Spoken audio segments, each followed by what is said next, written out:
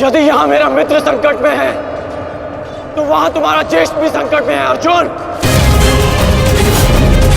अब निर्णय तुम्हारा है, अपने ज्येष्ठ के प्राण बचाओ या उसके दम घुटने की प्रतीक्षा करो। सेनापति कर्ण, मेरी रक्षा करो।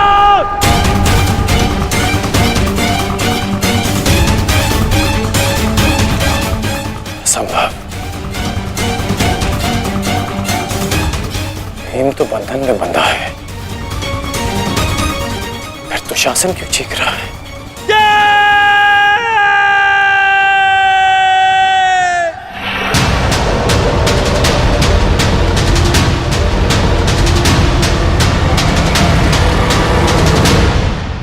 तुम ये सोच रहे हो ना कर्ण कि विकोदर भीम तुम्हारी पाश से कैसे निकल गए?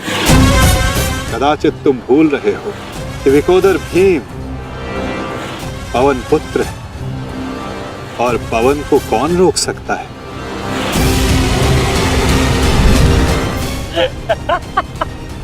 वाह रे वाह कुंती पुत्र हो, पवन पुत्र। बस इतना ही बल है तुमने। बुलाओ बुलाओ अपने भाइयों को यहाँ।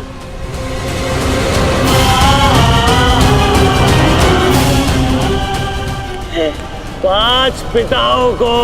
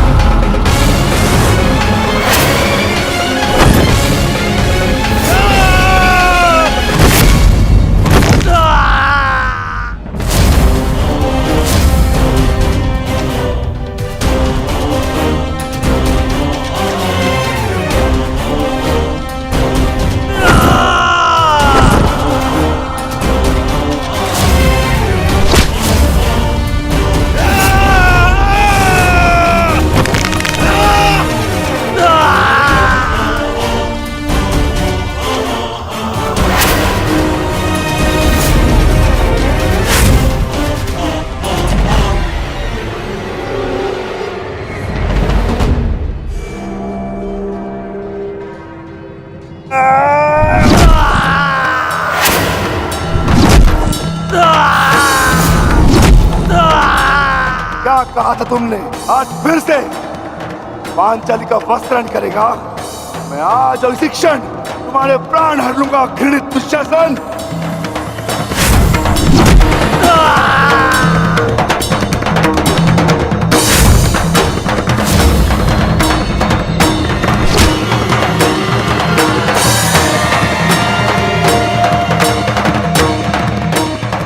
इसी भांति तुम पांचाली के केश पकड़कर युद्ध सभा में लाए थे ना?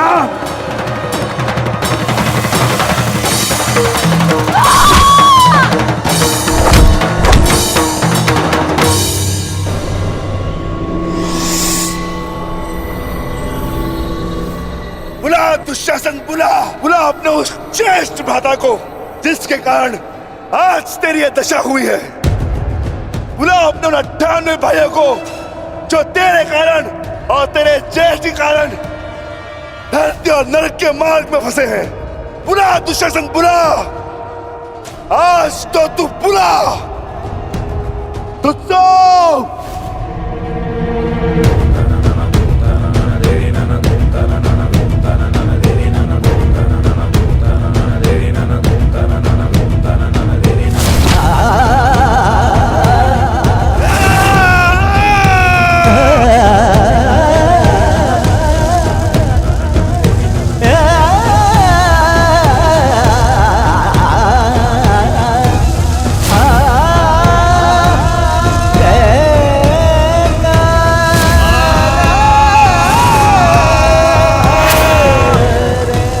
इसी भांति तुमने पांचाली के केश पकड़कर उसे घसीटा था ना?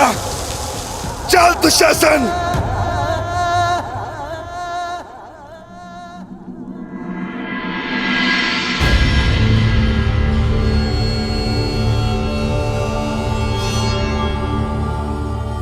प्रणिपात माता। पिताश्री ने आपको कुरुक्षेत्र में प्रस्तुत होने का आह्वान दिया। आशा करती हूँ वृकोदर, युद्ध समाप्त होने के पश्चात आपकी पत्नी पुनः अपने केश बांध सकेगी। मुझे विश्वास है पांचाली, इस आने वाले युद्ध में मैं वृकोदर भीम उस दुशासन की छाती फाड़कर उसके छाती के लहू से तुम्हारे केश सींच पाऊंगा।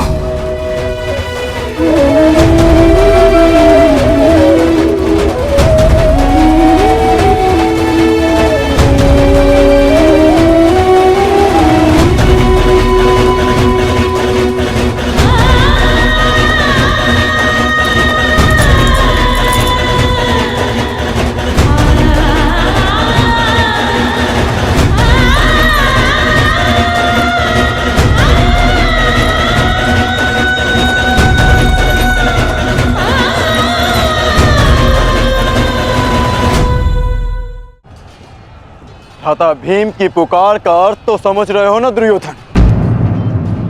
आज तुम्हारा 99वां अनुज भी जीवित नहीं बचेगा। जिस प्रकार उस युद्ध सभा में हम कुछ ना करने के लिए विवश थे, आज उसी प्रकार तुम अपने अनुज की रक्षा ना करने के लिए विवश हो। विवशता क्या होती है उसका भान आज होगा तुम्हें।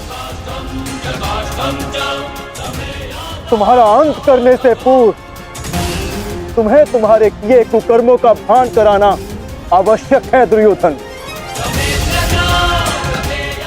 हम तो उस दिन विवश थे, किंतु मैं तुम्हें एक अवसर देता हूं।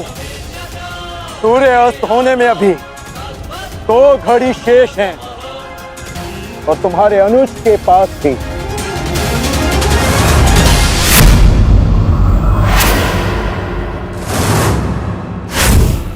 जाओ, बचा सकते हो तो बचा लो अपने अनुज को।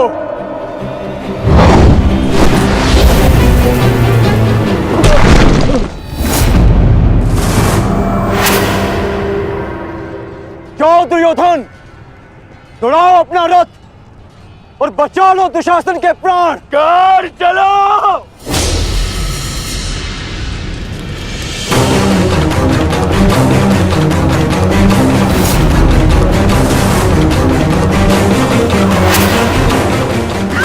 मान रखना कर, आज किसी के रथ का वेग राजा भीम के प्रहार से अधिक शक्तिशाली नहीं होगा।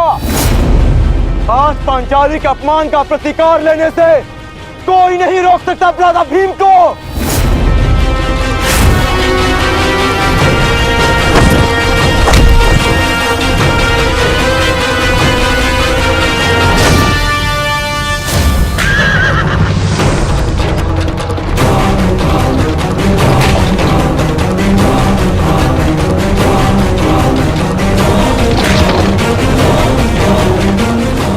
शीघ्रता करो मित्र।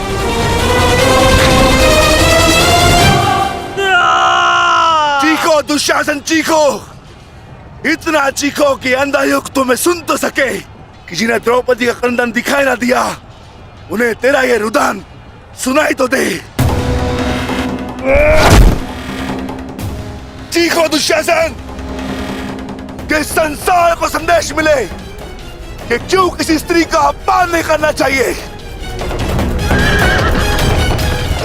एक नारी के टूटे हुए दर्प के टुकड़े जब छाती में चुभते हैं तो कैसा लगता है। गति बढ़ाओ मित्र, मेरा अनुज संकट में है।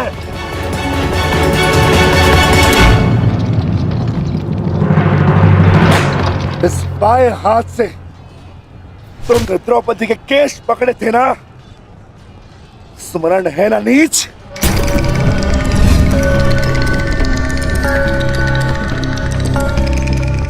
तुमने पांचाली का नहीं समस्त नारी जाति का अपमान किया है। आपको तुम्हारे धड़ पर रहने का कोई अधिकार नहीं।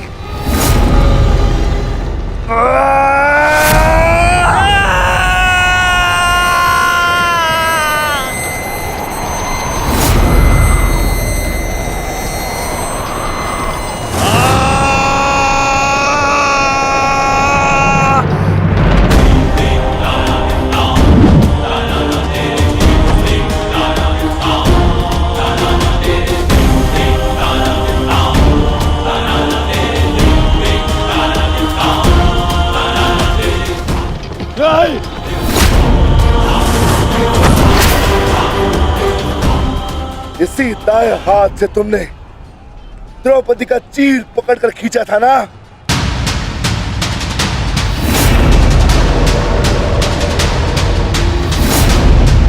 अब चीर क्या, तुम लीर भी नहीं खींच पाओगे।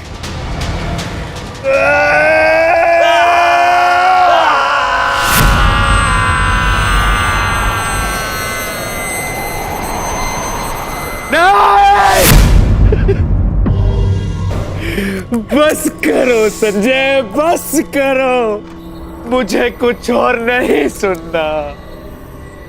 दुशासन!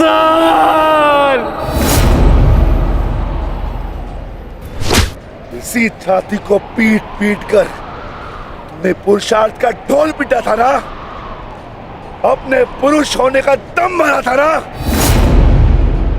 अब मैं पीटता हूं तुम्हारी छाती।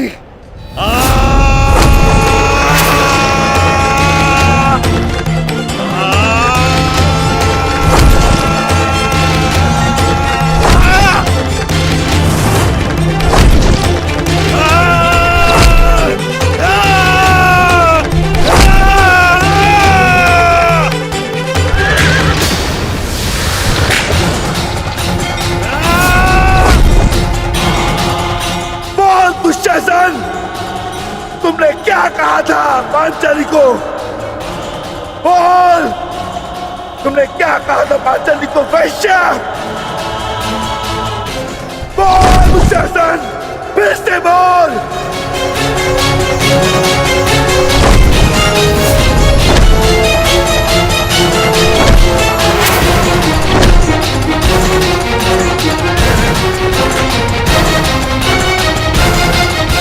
बोल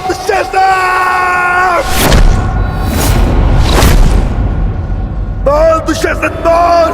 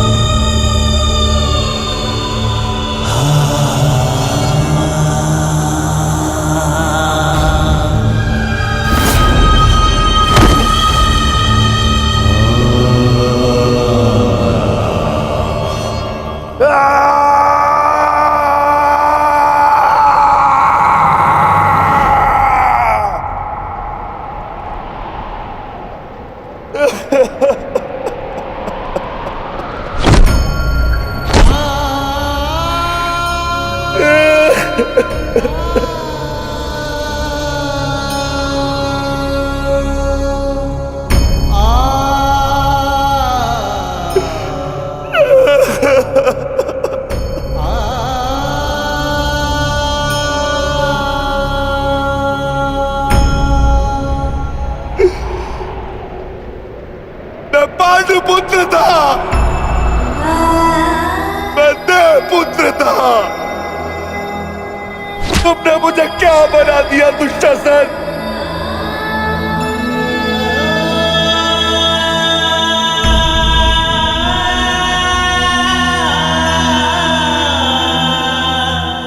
तुमने मुझे पशु बना दिया, तुमने मुझे एक राक्षस बना दिया।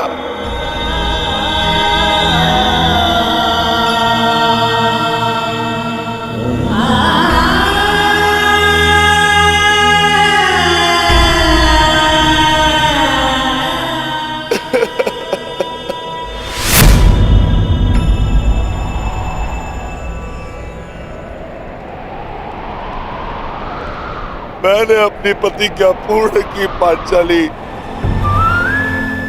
परंतु मेरे प्रश्न का उत्तर पूर्ण नहीं हुआ। क्यों मुझे ऐसे युग में जन्म लेना पड़ा जहां मुझे अपने ही भाई के रक्त से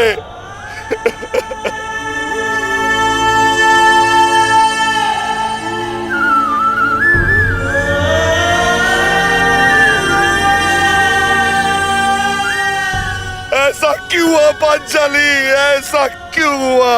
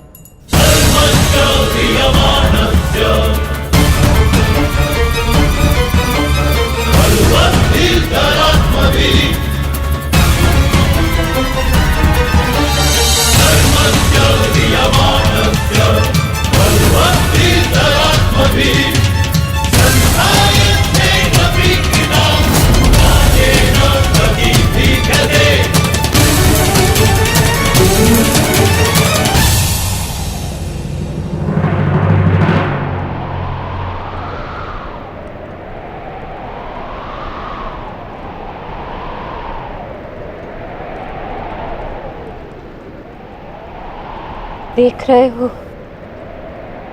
युवराज दुर्योधन,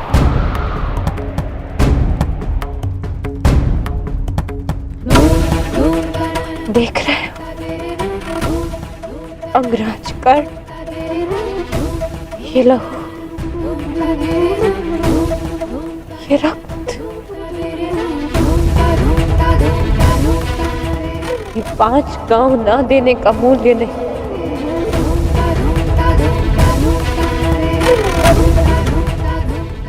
ये पंचभूत से बनी सृष्टि के सबसे बड़े सृजन, स्त्री के अपमान, उसे यातना देने का मूल्य।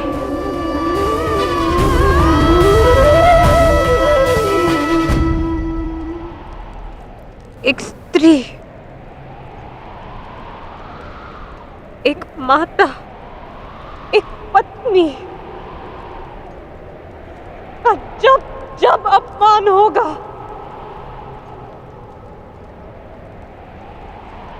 तब तब ऐसा दृश्य दोहराया जाएगा।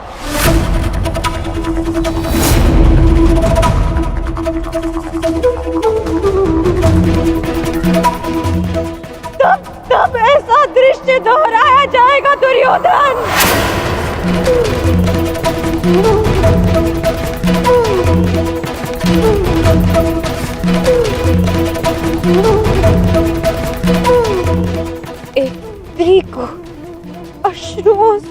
स्नान कराने का मूल्य रक्त स्नान से चुकाया जाएगा। आज मेरी पीड़ा कम नहीं हुई है,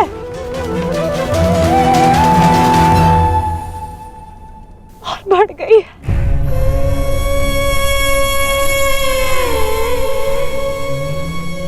इस संसार में किसी को भी द्रौपदी जैसा भाग्य ना मिले, जिसे अपने ही कुल के सामने, अपने ही कुल के पुरुषों के हाथों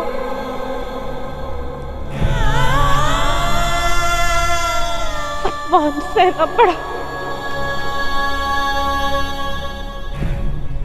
और अपने ही कुल के वंशजों के रक्त से स्नान करना पड़ा।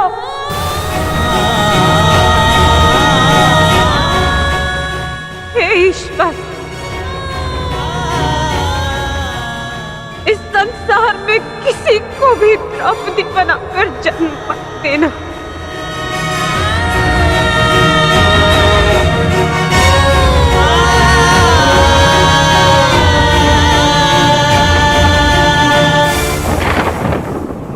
आपके लिए अपने प्राण देकर प्रसन्नता होगी मुझे, क्योंकि मेरे माता पिता ने आज तक मेरा मुख नहीं देखा, और मेरे लिए आप ही मेरे पिता और आप ही मेरी माता हैं।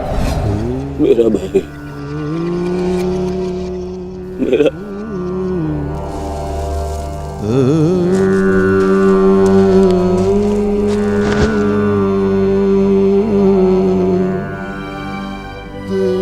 दुशासन,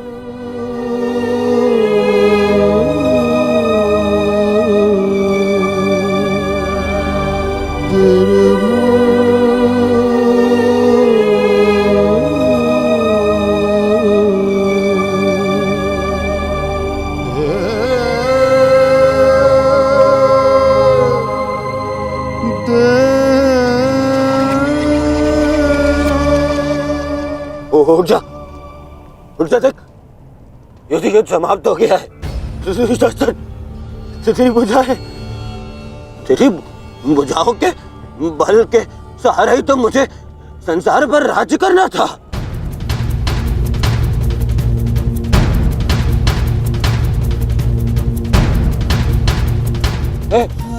हे दुशासन, मेरा अनुज नहीं, तेरी आंखें का तू अनुज, मुझे यूं अंधकार में छोड़कर मत जा अनुज। मैं हमारे पिता के भांति अंधा हो जाऊंगा, अंधा हो जाऊंगा।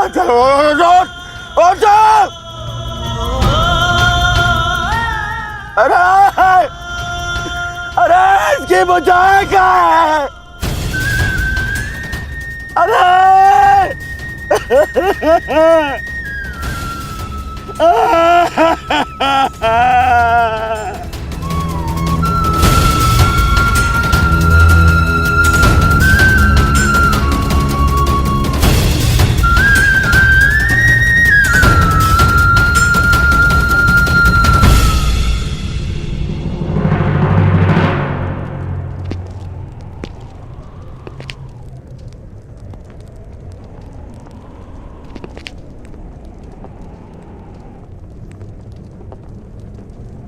कदाचित तुमने अपने अनुज दुशासन की भुजाओं के बल से ये संसार जीतना चाहा होता दुर्योधन,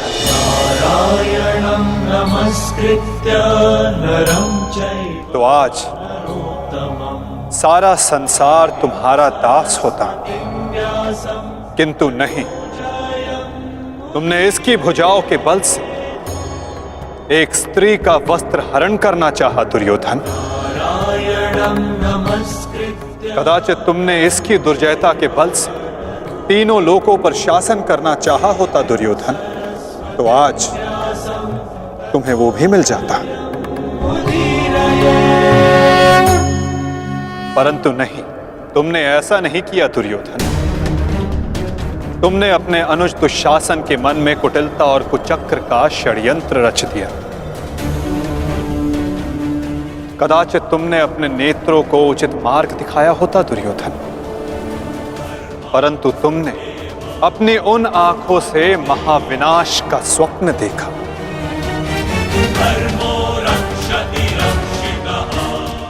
स्मरण रहे दुर्योधन, नियति, धरती और प्रकृति ये तीनों स्त्री हैं, और जब जब स्त्री का अपमान होगा नियति पुरुष के विरुद्ध होगी। धरती उस अपमान का भार नहीं सहेगी और प्रकृति उसे नष्ट कर देगी।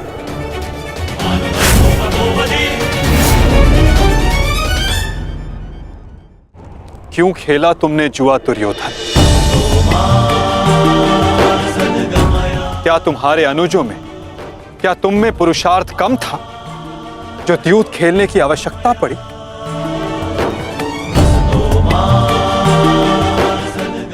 इसी द्यूत के कारण एक स्त्री पहले अपने ही अश्रों में नहाती है और अब अपनों के ही रक्त से।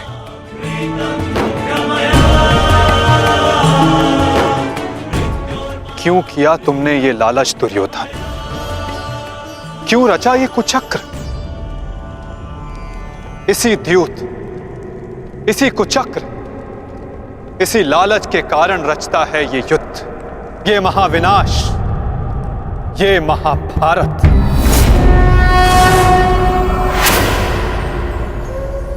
क्यों आज एक भ्राता को अपने ही अनुज के रक्त को पीना पड़ा और दूसरा आज स्वयं के रक्त में लथपथ है? स्मरण रहे, जो हाथ स्त्री की लाज, उसके मान के रक्षण के लिए है, यदि वो हाथ स्त्री की लाज उतारने का दुस्साहस करेंगे, उसका मान भंग करने का दुस्साहस करेंगे, तो उन हाथों को धड़ से अलग कर दिया जाएगा।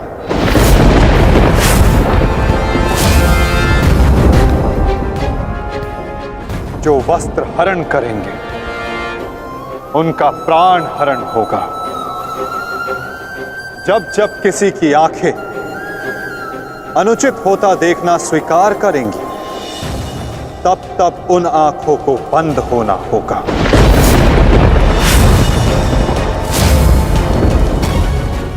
यही नियति है, यही प्रारब्ध है और यही है इस महाभारत का कारण और निवारण।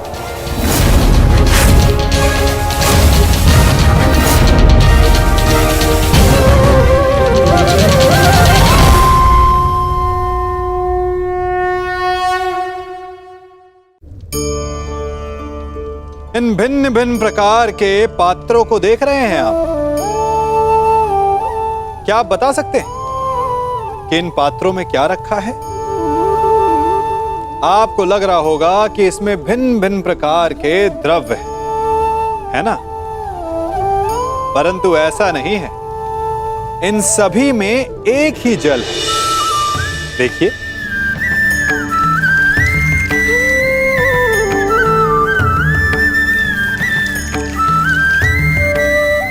परंतु ये भिन्न भिन्न लगते हैं क्योंकि जिसमें ये जल रखा है उसके रंग को परिभाषित करता है। अब यूं समझिए कि इस पात्र में रखा जल हम हैं और ये पात्र वो संगति है जिसमें हम रहते हैं।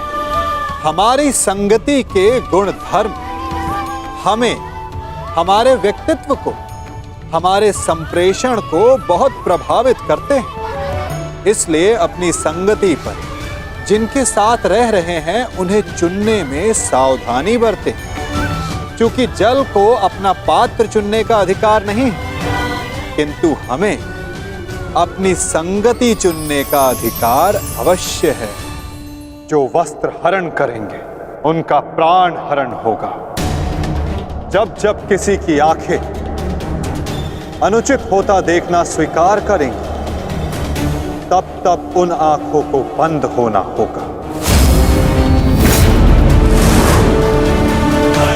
यही नियति है, यही प्रारब्ध है और यही है इस महाभारत का कारण और निवारण।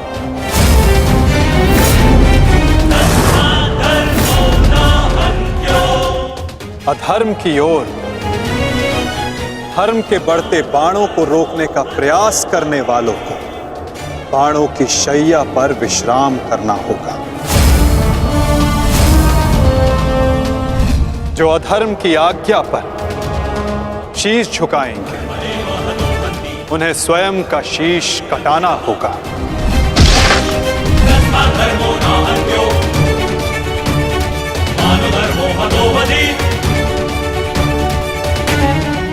अधर्म को ना किसी का कवच बचा सकता है, ना ही किसी के बाण। ऐसा कोई रथ नहीं जिस पर अधर्म चढ़कर अपने लक्ष्य तक पहुंच सके। ग्रास लेगी ये धरा उस अधर्मी को भी और अनचाहे उसका साथ देने वाले के रथ को भी। जो एक झूठे वचन के लिए सत्य के चक्र के समक्ष आकर खड़ा होगा उसे स्वयं सत्य के चक्र के साथ धंसना होगा। तदात्मानं सृजाम्यहम्।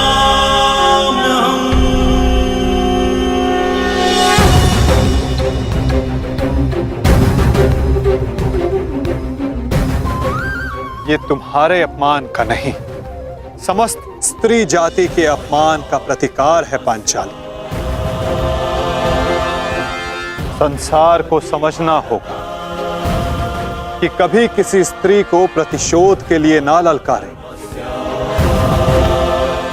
क्योंकि प्रतिशोध पाकर मन की अग्नि शांत नहीं होती अपितु और धधकती है।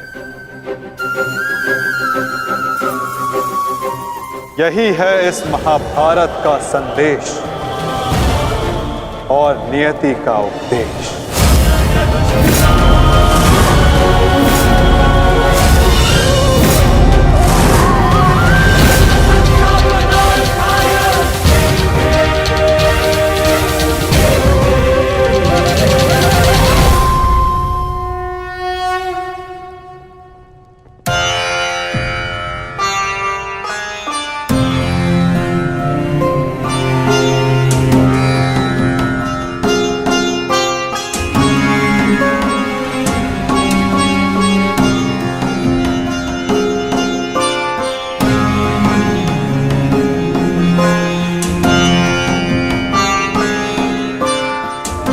अपने आप को संभालो मित्र, एक योद्धा को रोकर विदा नहीं करते।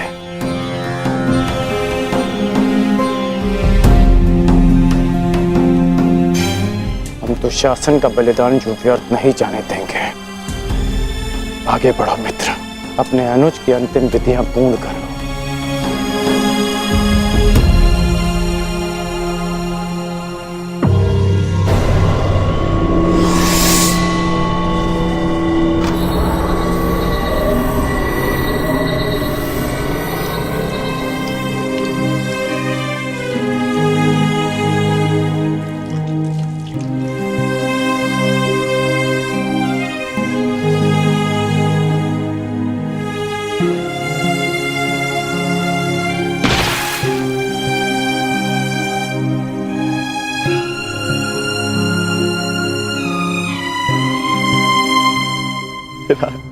अच्छा प्रेहि प्रेहि पतिभिः पूर्वैर्भिः यत्रा ना पूर्वे पितरपर्युः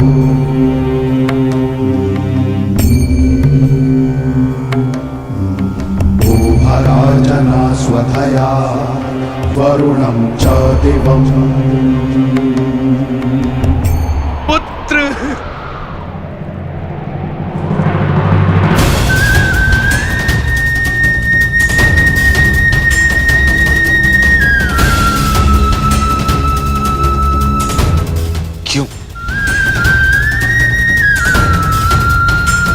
कैसे? कैसे होने दिया तुमने ये? तुम्हारा अनुज तुम्हारा उत्तरदायित्व था, उसकी रक्षा कैसे ना कर पाए तुम? मैं नेत्रहीन हूं पुत्र, परंतु ऐसा प्रतीत होता है जैसे किसी ने मेरा एक नेत्र छीन लिया है।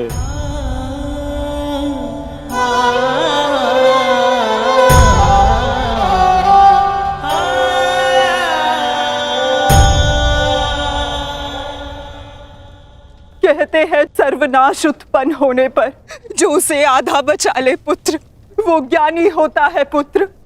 मैं अपने 99 पुत्रों को तो खो चुकी हूँ, परंतु मैं अपना अंतिम पुत्र नहीं खोना चाहती, नहीं खोना चाहती।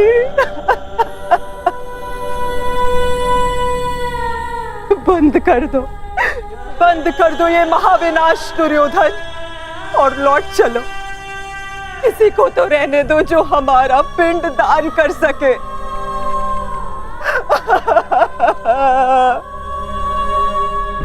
चलो पुत्र, लौट चलो। नहीं,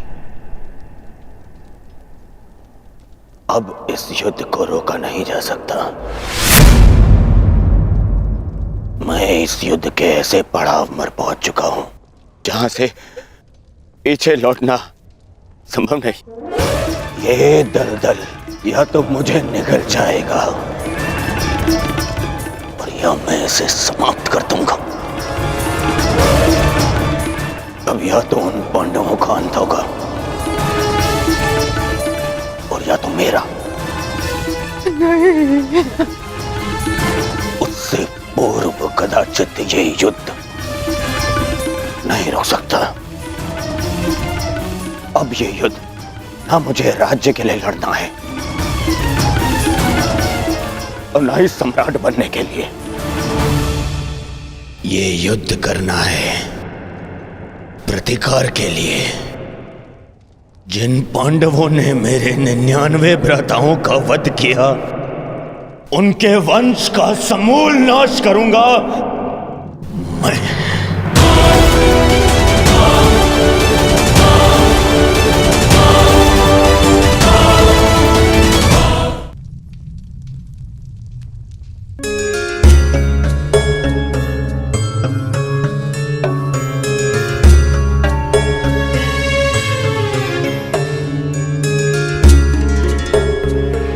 किस चिंतन में डूबे हो युधिष्ठिर?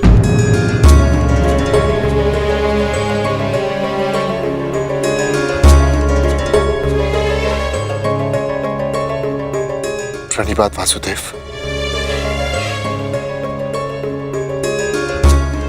तुमने मेरे प्रश्न का उत्तर नहीं दिया युधिष्ठिर। हाँ वासुदेव, मेरा मन अशांत है।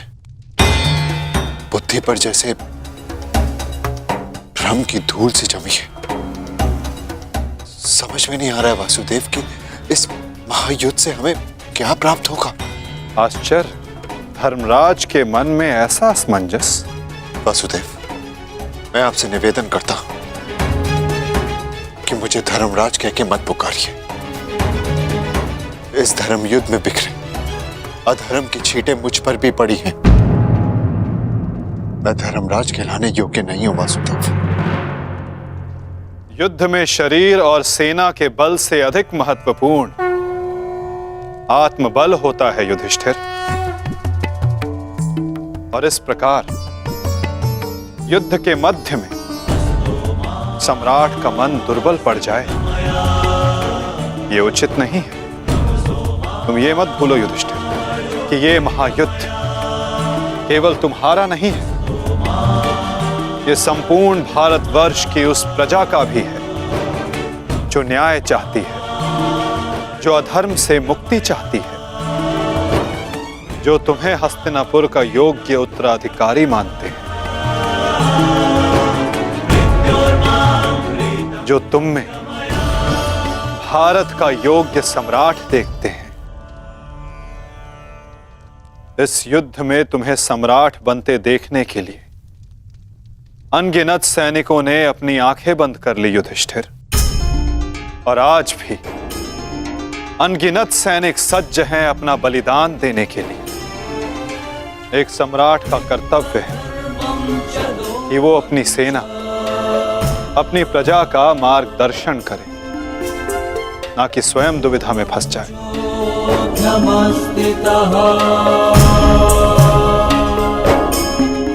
किंतु प्रश्न ये है कि सम्राट के मन में ये प्रश्न आया क्यों? कहीं सम्राट को ऐसा तो नहीं लगता कि उनके प्रिय अनुज महायोद्धा अर्जुन पूरे मनोयोग के साथ भाग नहीं ले रहे? कदाचित इसीलिए अंगराज अब तक युद्ध क्षेत्र में है। अंगराज का वध केवल अर्जुन के हाथों संभव है। यदि युद्ध भूमि में अर्जुन अंगराज का वध कर देते हैं तो अवश्य ये संभव है युधिष्ठिर।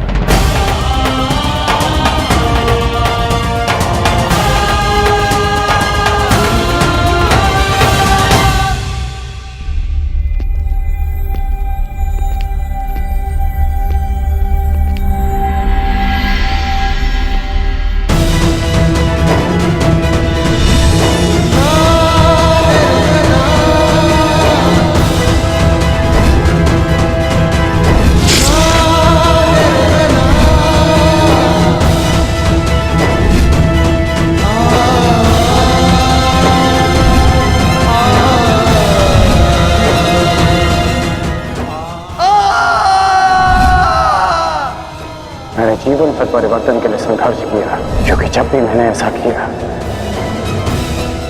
तो मैंने लोगों की आंखों में आशा की किरण देखी।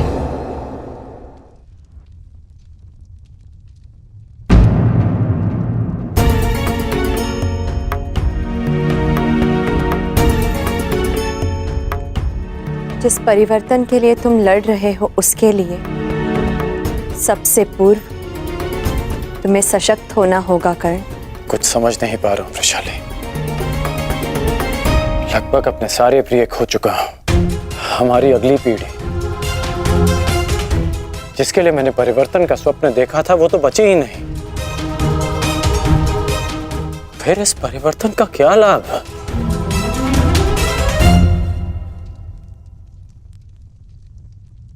तुमने जो जो सहा है मुझे उसका भान है कर्ण, परंतु कुछ नवीन पाने के लिए बलिदान करने ही पड़ते हैं।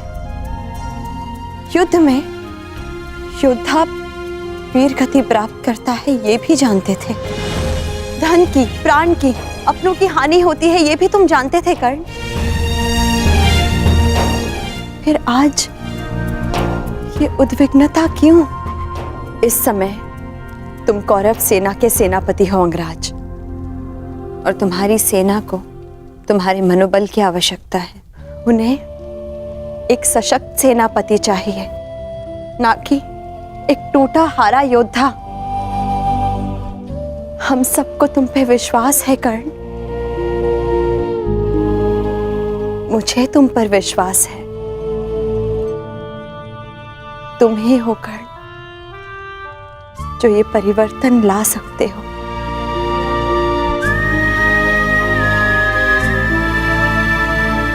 मैंने तुम्हें कितने कष्ट दिए हैं, फिर भी सदा तुमने मेरा साथ दिया, मुझे साहस दिया।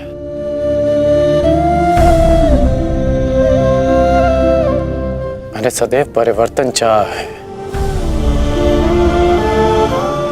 उसमें विश्वास रखा है, पर आज स्वयं को संभाल नहीं पा रहा हूं मैं।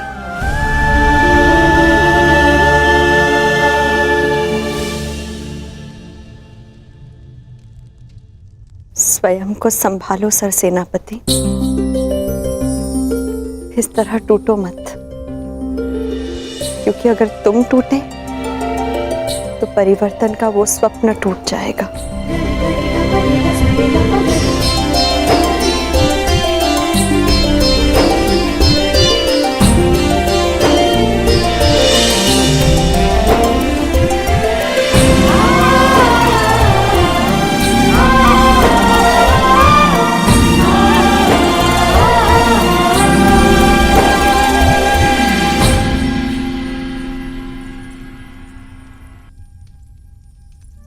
जी। एकांत।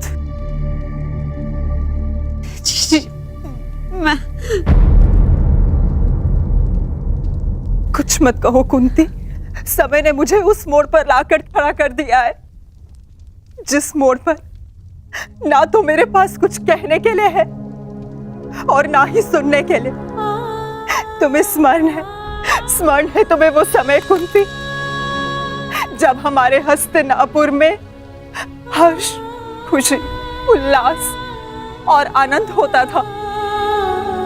मुझे दंभ होता था कि मेरे कक्ष में 100 और तुम्हारे कक्ष में 5 दीपक हैं।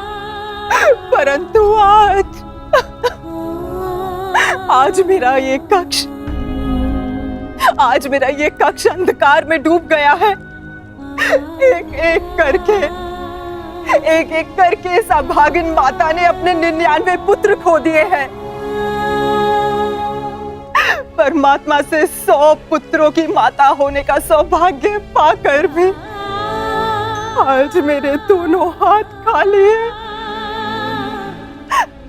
माता के आंसू तो अपने एक पुत्र के वियोग में सूख जाते हैं,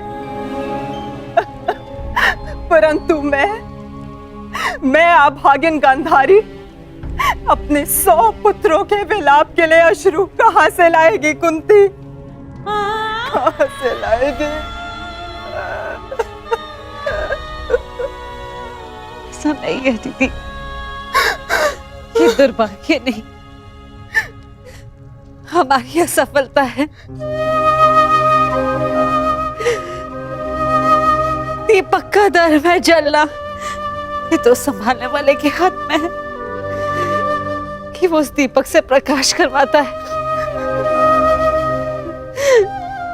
या अपने घर को सुहा कर लेता है या अपने संतान पर अपना नियंत्रण खोने के कारण ये युद्ध हुआ है जिसका परिणाम हम माताएं भुगत रही हैं। जो पीड़ा आपकी है जीजी, वही पीड़ा मेरी भी है। आज हम जिस परिस्थिति में हैं, मैं भी स्वयं उसी परिस्थिति में बंदी हूँ।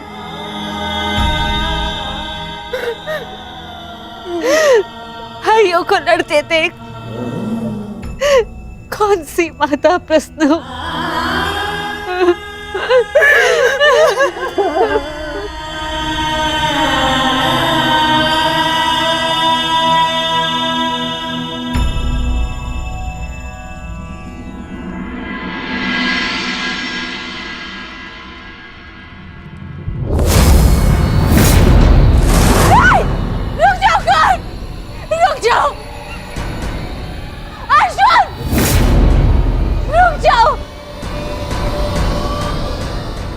जोड़ती हूँ, दोनों रुक जाओ।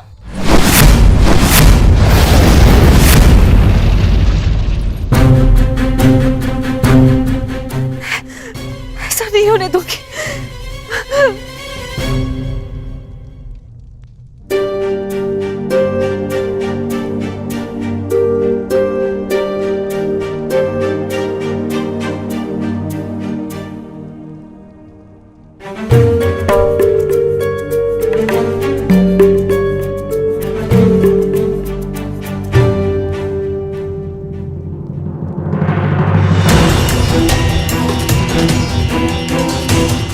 राजमाता,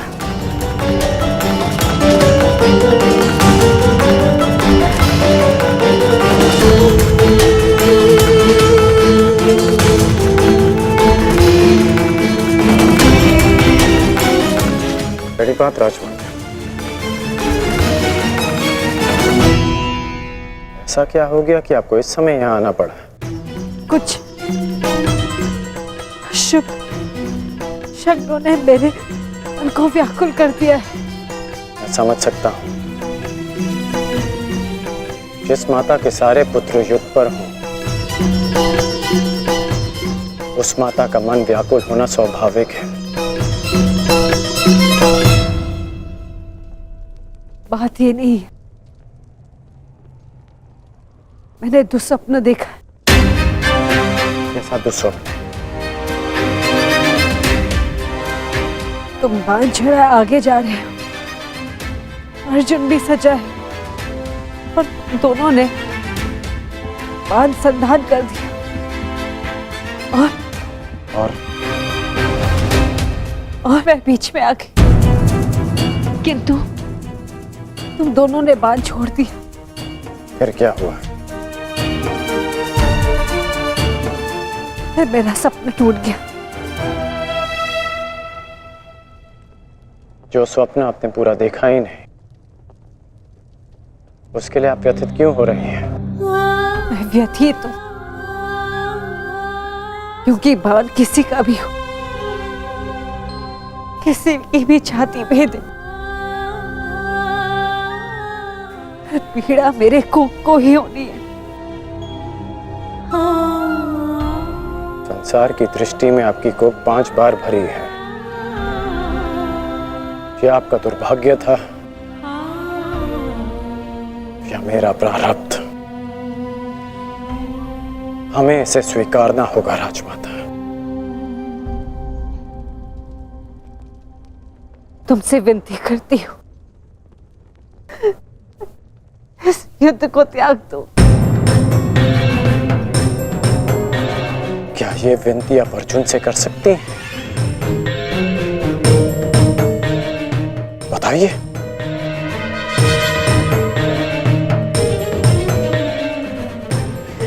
मैं विवश हूं,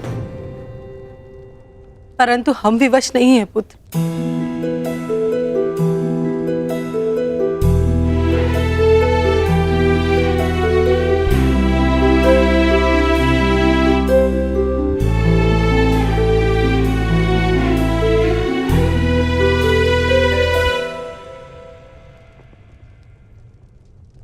छोड़ दो ये युद्ध पुत्र, छोड़ दो।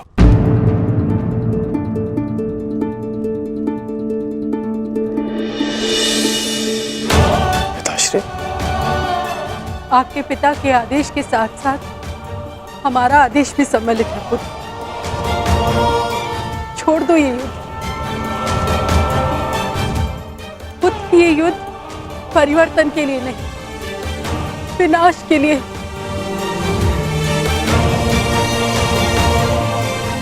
समझ लो कि हम अपने पालन पोषण के ऋण का मूल्य मांग रहे हैं तुमसे।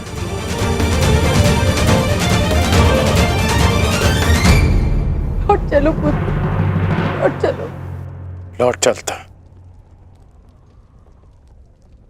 लौट चलता यदि मैं केवल राधेकरण होता।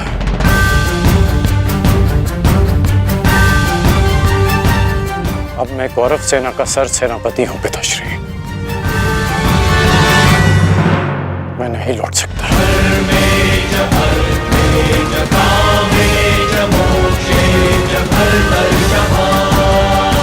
मेरा कर्तव्य आपका आदेश न मानने के लिए मुझे विवश कर रहा है। मैं नहीं लौट सकता माता।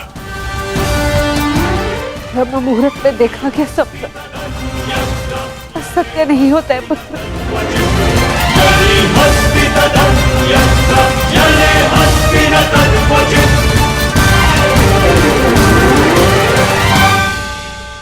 आपका स्वप्न टूटा है राजमाता, परंतु मेरा वचन नहीं टूटेगा।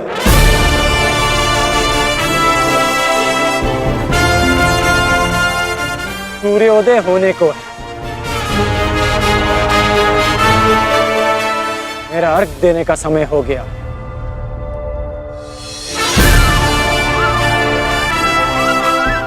आज्ञा दीजिए। प्रणिपात।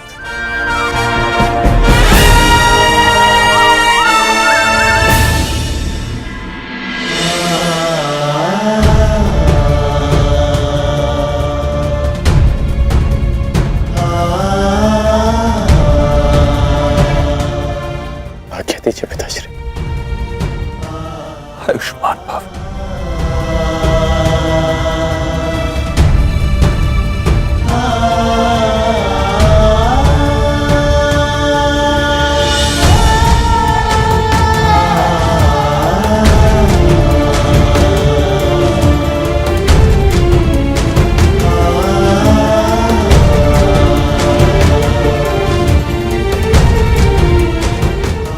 आंसू नहीं माता,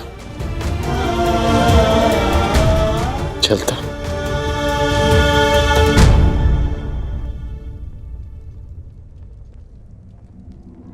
यशस्वी भव।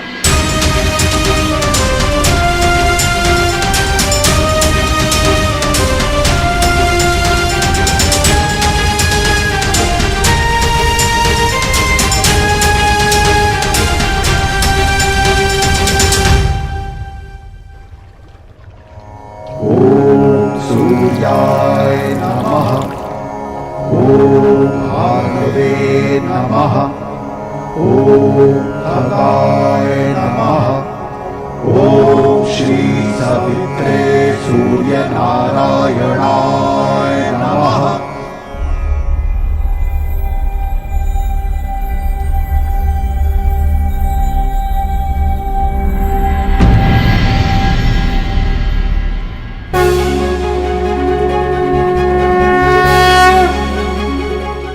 प्रणाम गुरुदेव, प्रणाम।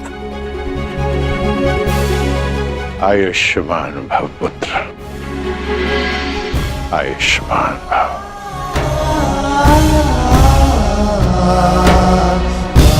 गुरुदेव, आप यहाँ?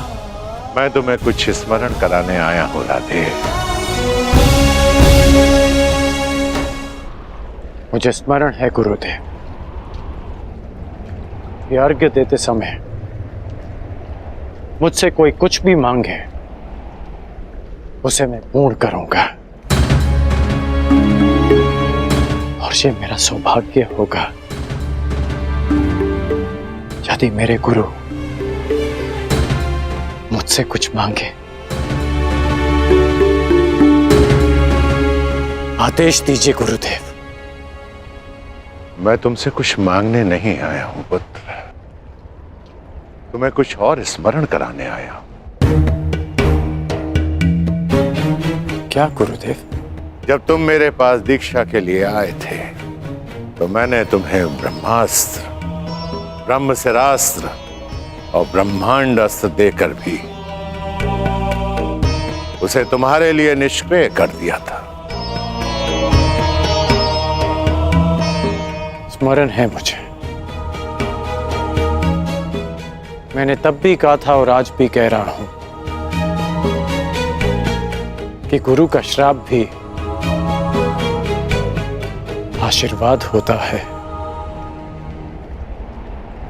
मुझे उस बात का कोई दुख नहीं गुरुदेव। परंतु मुझे दुख है पुत्र, मुझे दुख है, और मैं तुम्हें यही स्मरण कराने आया हूं। उस भूल का पश्चाताप करने के लिए मैंने तुम्हें विजय धनुष दिया था।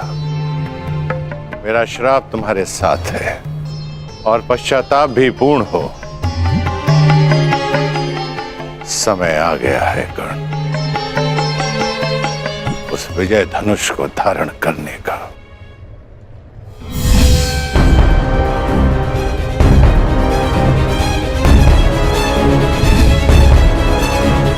विजय धनुष का आवाहन करो और विजय धनुष को धारण करो। जब तक वो विजय धनुष तुम्हारे हाथों में रहे, इस संसार में कोई भी शत्रु तुम पर विजय नहीं पा पाएगा।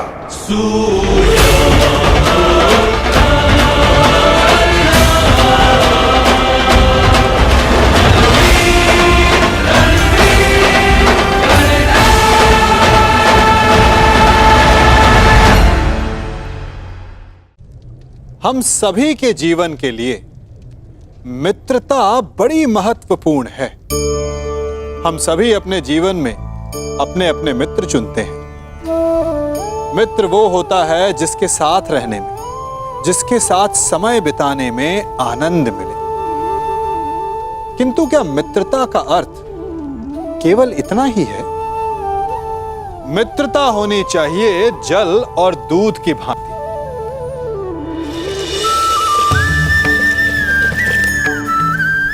जो एक साथ सदा मिल जाते हैं, एक आकार हो जाते हैं। जब दूध उबलता है तो जल भाप बनकर उड़ता है ताकि दूध का अस्तित्व बना रहे।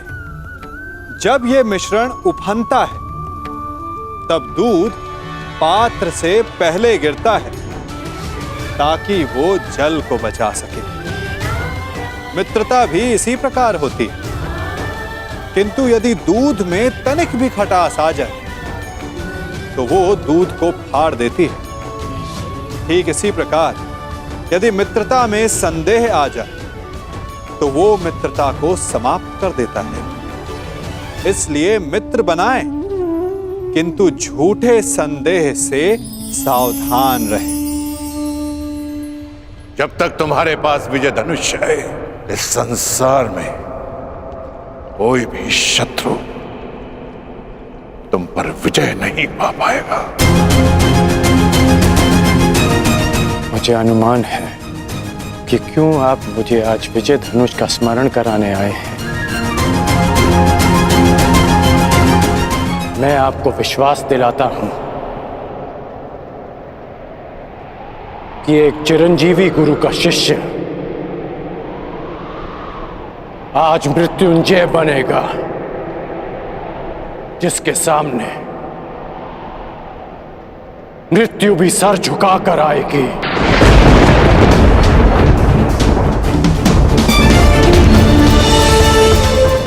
ये आपके शिष्य का आपको वचन है गुरुदेव। मुझे तुमसे यही आशा है पुत्र, जो अपने वरदान का दान करके भी अपने मित्र का साथ दे। ऐसे शिष्य पर मुझे गर्व है।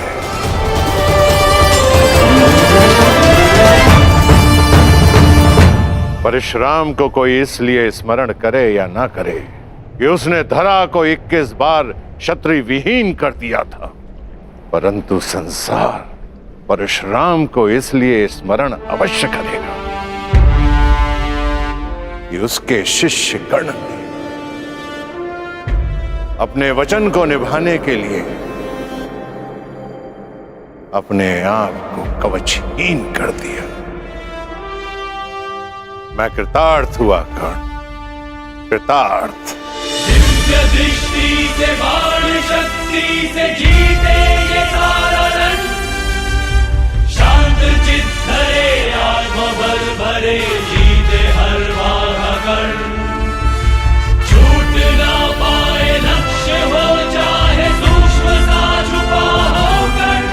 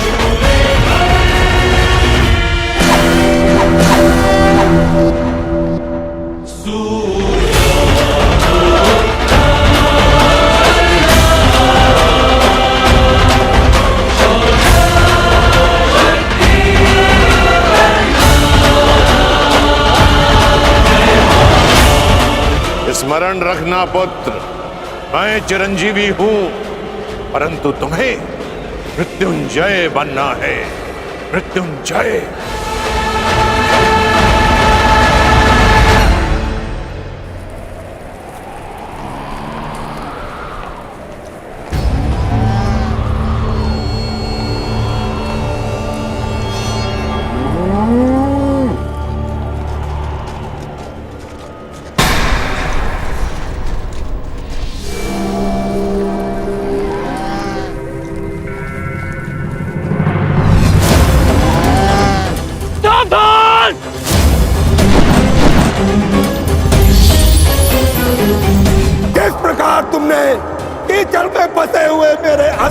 अक्षय को मारा है, उसी प्रकार तुम भी एक दिन पृथ्वी पे असहाय गिरे रहोगे। मैं अग्निहोत्र ब्राह्मण विजय तुम्हें श्राप देता हूं।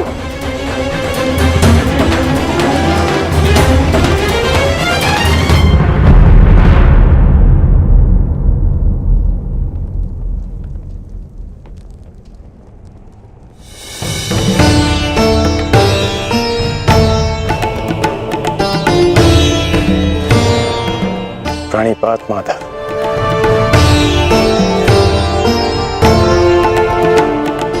आश्चर्य, मुझे देखकर तुम आश्चर्यचकित नहीं हुए मित्र? ब्रह्म मुहूर्त में आज जन्मदात्री मेरे पास आई। तर्पण के समय गुरुदेव आए और अभी उस श्राप का स्मरण हुआ। विश्वास हो गया माता कि आज का दिवस विशेष है, और भान था कि ऐसे में माधव मुझसे अवश्य मिलने आएंगे, और आप आ गए। यदि तुम्हें मेरे आने का भान था तो तुम्हें मेरे आने का कारण भी भान होगा राधे। कारण और निवारण आपसे श्रेष्ठ कौन जान सकता है माधव। मेरा लक्ष्य परिवर्तन है और मेरा मार्ग है पराक्रम। हर पराक्रम का परिणाम परिवर्तन नहीं होता कौन्तेय। यदि परिणाम परिवर्तन होता तो आज मैं तुम्हारा सारथी होता मित्र। जीवन बड़ा जटिल है माधव। कभी कभी मनुष्य लक्ष्य नहीं चुनता, लक्ष्य और मार्ग उसे चुन लेते हैं। मुझे भी प्रारब्ध ने अपना योद्धा चुना है। परंतु प्रारब्ध योद्धा नहीं बनाता मित्र, योद्धा प्रारब्ध बनता है। यदि तुम चाहो तो अब भी भारतवर्ष का प्रारब्ध बदल सकते हो मित्र। सारथी प्रस्तुत है।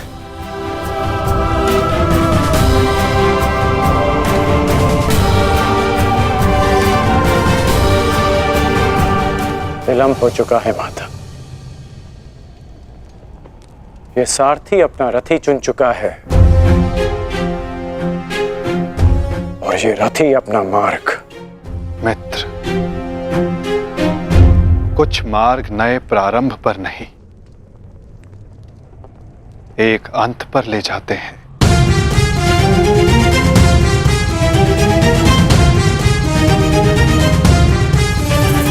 मैं आपका मंतव्य समझता हूं माता, परंतु मैं अपना गंतव्य नहीं बदल सकता। आपसे एक विनती है, अपने रथी से कह दीजिएगा कि सज रहे, क्योंकि आज ये कर्ण अपना द्वंद्व और अपना वचन दोनों पूर्ण करेगा। आज एक कौन्तेय मृत्यु की गोद में अवश्य सोएगा।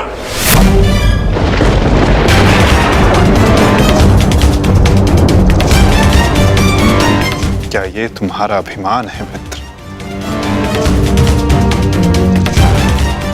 ये अभिमान नहीं है वासुदेव, ये मेरा भान है। 14 वर्ष पूर्व एक अनुचित कार्य में ना चाहते हुए भी सम्मिलित होने का परिणाम है।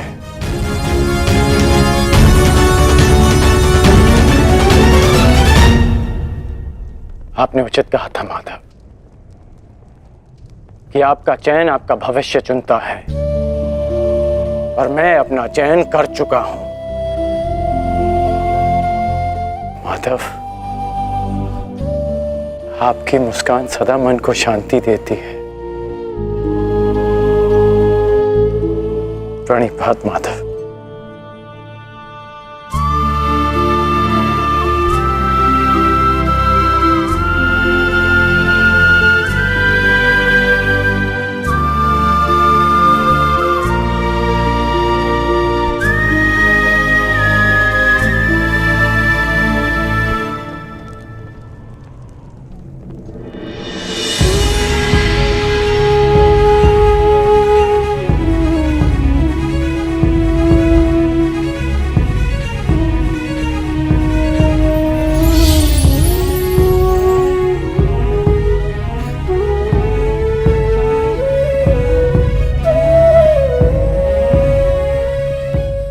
यदि तुमने अपना निर्णय बदल दिया होता मित्र, यदि तुमने मुझे चुना होता, तो आज इस युद्ध में मैं तुम्हारा सारथी होता।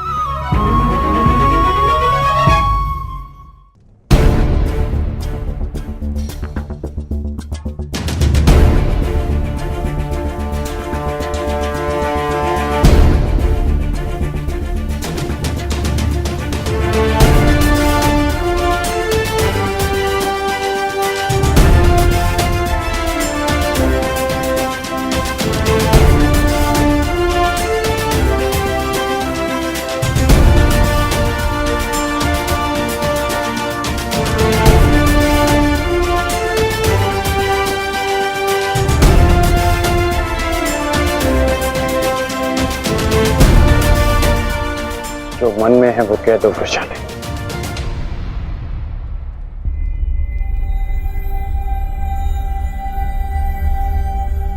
विजयी लौटना। मैं वचन देता हूं कि तुम्हारे राधे की कीर्ति विजयी लौटेगी और तुम सदा उस पर गर्वित होगे।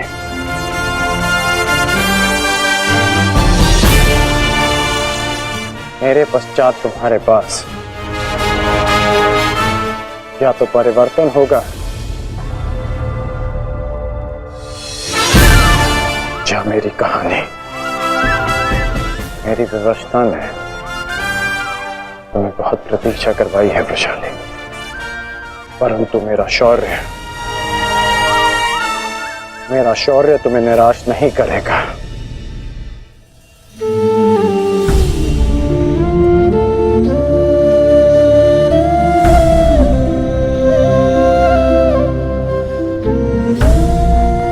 चलता हूं।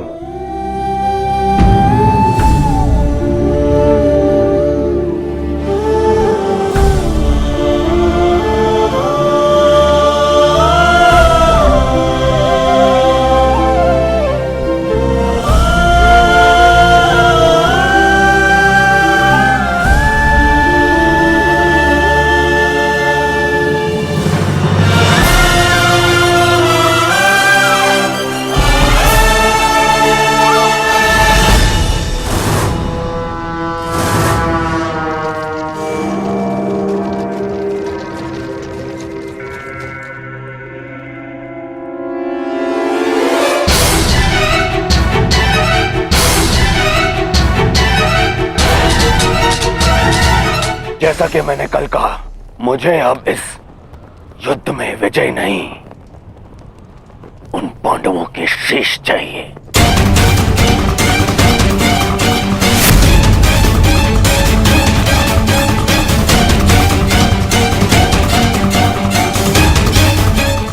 वचन दो मित्र, वचन दो मुझे कि आज कम से कम एक कौंतेय पुत्र जीवित नहीं बचेगा और वो धनुर्धर होगा।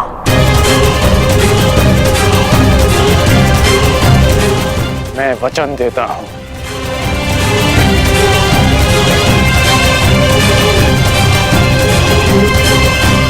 अंगराज,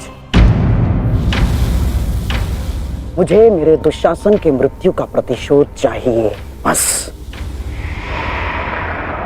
प्रतिशोध मिलेगा मामाश्री।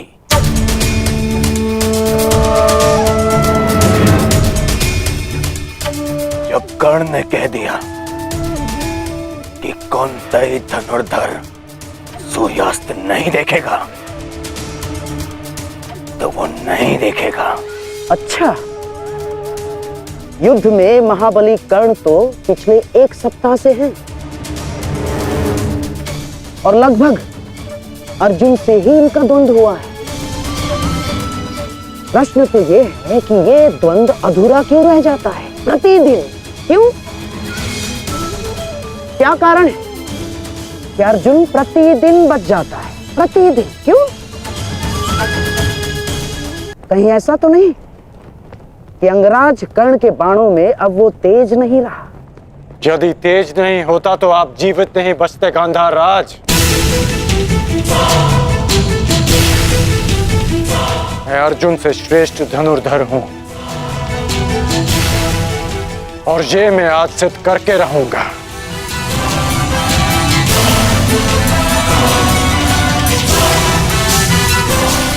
बस एक अंतर है हम दोनों के बीच, मित्र। अर्जुन के पास वासुदेव जैसे सारथी हैं और मेरे पास नहीं। तो संकेत करो मित्र, कौन सारथी चाहिए तुम्हें?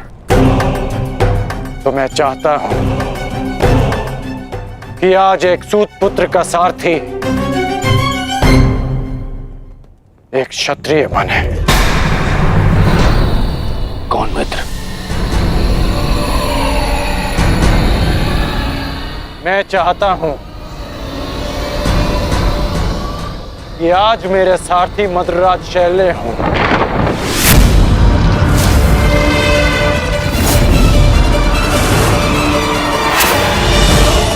असंभव, सोचना भी नहीं कर्ण।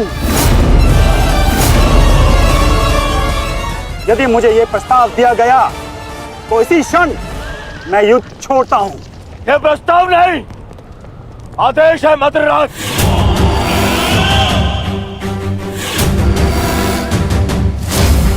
और यह आदेश है युवराज दुर्योधन का। इसे तुम टाल नहीं सकते हो, क्योंकि तुम वचन में बंधे हो। आज अनुभव हुआ है, बिना सोचे समझे किसी को वचन देने का परिणाम बुरा ही होता है। ठीक है युवराज, मुझे अंगराज का साथी बनना स्वीकार्य है, परंतु मैं कुल जाति और स्वभाव से सूत नहीं हूं, इसीलिए हर पक्ष पर अपनी निरपक्ष कटु मंत्रणा दूंगा। क्या अंगराज को यह स्वीकार है? मुझे स्वीकार है।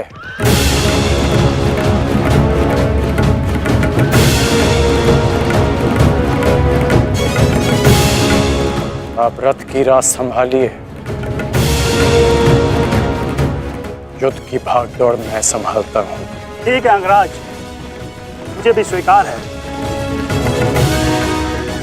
रथ पे पदार्पण कीजिए, आपका सारथी प्रस्तुत है आपके लिए। तुम्हारे रथ को मृत्यु की राह पे ले जाने के लिए। युद्ध भी विचित्र संगम होता है पार्थ। कभी रथी को सारथी के रूप में मित्र दे देता है, कभी सारथी के रूप में एक रथी को शत्रु। मैं समझा नहीं माता। समझने का समय अभी शेष नहीं है धनंजय। अभी समय है युद्ध करने का। क्या तुम सज्ज हो पार्थ? जी माता। तो अपने बाणों की नोक एक बार फिर से जांच लो पार्थ। अपने गांडीव की प्रत्यंचा का तनाव एक बार फिर से अनुभव कर, क्योंकि आज का आने वाला युद्ध तुम्हारे जीवन का सबसे महत्वपूर्ण युद्ध होगा पार्थ। मैं अपने जीवन के सबसे महत्वपूर्ण द्वंद्व और सबसे बड़े उद्देश्य के लिए सज्ज हूं माता।